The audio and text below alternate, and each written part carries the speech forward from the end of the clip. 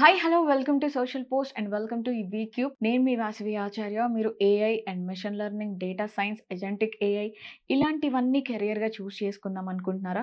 But ఎక్కడ నేర్చుకోవాలి, ఏంటి కెరియర్ ఆపర్చునిటీస్ ఎక్కడ బాగుంటాయి అని చెప్పి సర్చ్ చేస్తున్నారా? జాబ్ మార్కెట్ని చూసి భయపడుతున్నారా? సో వాటన్నిటి మీద ఈరోజు మనతో మాట్లాడడానికి ఉన్నారు డాక్టర్ ఎన్విజి రాజు గారు, PhD in CSC and 27 years of experience in AI and ML and data science. So మీకు ఉన్న డౌట్స్ అన్ని కూడా సార్తో మాట్లాడి నేను క్లారిఫై చేస్తాను.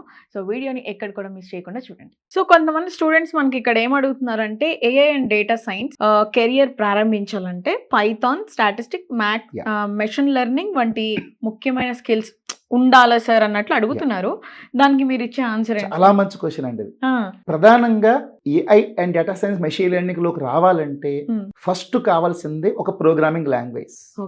మనం ఒక ప్లేస్ నుంచి ఇంకొక ప్లేస్ కి వెళ్ళాలంటే ఒక వెహికల్ కావాలి. అలాగే మనం ఈ machine learning, deep learning, data science, AI, generative నేర్చుకోవాలంటే ఒక ప్రధానంగా ఒక ప్రోగ్రామింగ్ లాంగ్వేజ్ కావాలి. అదే పైథాన్. ఇప్పుడు మిగతా లాంగ్వేజ్ల కంటే C plus plus, Java programming language తో పోలిస్తే పైథాన్ లాంగ్వేజ్ లో it is very simple and easy to learn and easy to adapt. పెద్ద టాస్క్ ని ఈజీగా రాసే ప్రోగ్రామింగ్ లాంగ్వేజే పైథాన్. ఆ పైథాన్ తో నేర్చుకున్న తర్వాత వీళ్ళు మ్యాథమెటిక్స్ అయిన ప్రాబబిలిటీ, స్టాటిస్టిక్స్, ఈ రెండు పిల్లర్స్ అండి.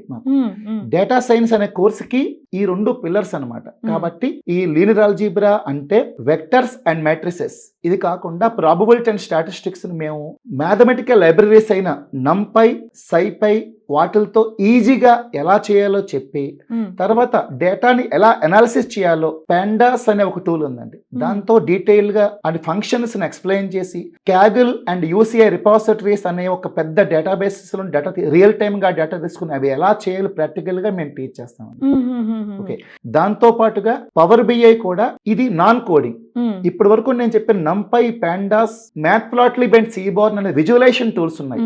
ఆ విజువలైజేషన్ టూల్స్ తో కూడా ఈజీగా ప్లస్ పాండాస్ అవి కాకుండా పవర్ బిఐ అనే టూల్ వాడి ఎంత ఈజీగా చెప్పాలో మేము మా ఇన్స్టిట్యూట్ లో చెప్తాం.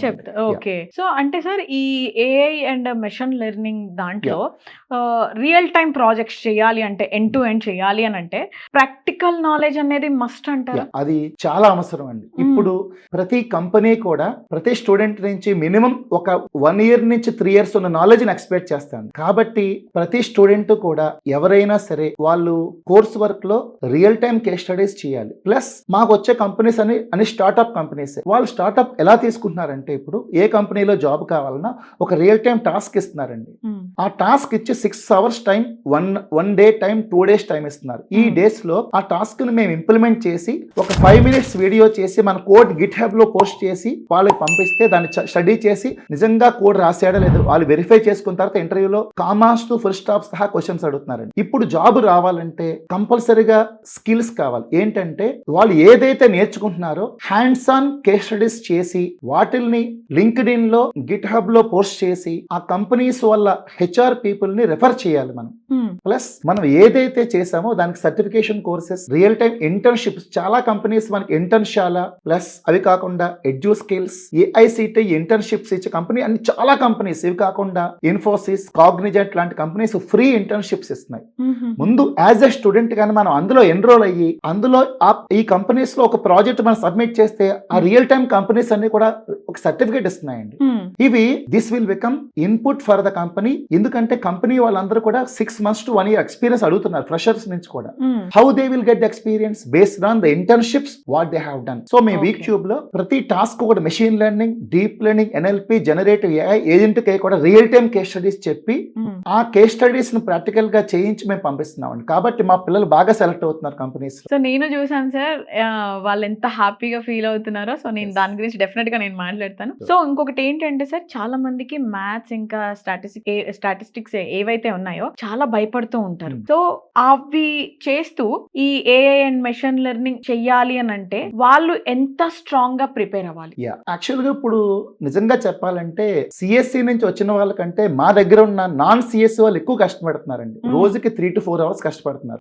మీరు చెప్పింది చాలా అవసరం. ఎందుకంటే ఏంటంటే పైథాన్ ప్రోగ్రామింగ్ తో పాటు మ్యాథమెటిక్స్ కావాలి. చాలా మంది అపోహలో ఉన్నారు, మ్యాథమెటిక్స్ అంటే చాలా మందికి భయం ఉంటుంది. కానీ మేము ఇదే మ్యాథమెటిక్స్ ని సింపుల్ గా పైథాన్ లో ఫంక్షన్స్ కాల్ చేసి చేస్తాం అంతేనండి. ఓకే. సో మేము ఏ అల్గరిథం చెప్పాలన్నా సరే ఫస్ట్ దాని యొక్క మ్యాథమెటిక్స్ ని, నేను బేసికల్ గా PhD in machine learning and natural language processing, నేను వర్క్ చేసిందంతా కూడా అల్గరిథమ్సే. నేను బై డిఫాల్ట్ నా కెరియర్ లో 100 real time international and national journals ని పబ్లిష్ చేశాను. అందులో చేసినంతా కూడా ఈ అల్గరిథమ్స్ ని ఆ టాస్క్ కి ఎలా ఇంప్లిమెంట్ చేయాలి అంటే ఆ మ్యాథమెటిక్స్ ని సింపుల్ గా చెప్పి వాళ్ళలో ఉన్న భయాన్ని తప్పించి వాళ్ళకి రియల్ టైమ్ కేస్ స్టడీస్ చేయిస్తున్నానండి. దానివల్ల మా పిల్లలందరూ కూడా ఈవెన్ నాన్ సిఎస్సి బ్యాక్గ్రౌండ్ నుంచి వచ్చినా కూడా వాళ్ళు కూడా క్యాంపస్ ప్లేస్మెంట్ తో ఈజీ కంప్యూటర్ సైన్స్ వాళ్ళు ఎలా సెలెక్ట్ అవుతున్నారో, నాన్ సిఎస్సి నుంచి వచ్చిన వాళ్ళు కూడా ఈ మ్యాథమెటిక్స్ మీద భయాలు తగ్గించుకుని వాళ్ళు కూడా బాగా సెలెక్ట్ అవుతున్నారండి.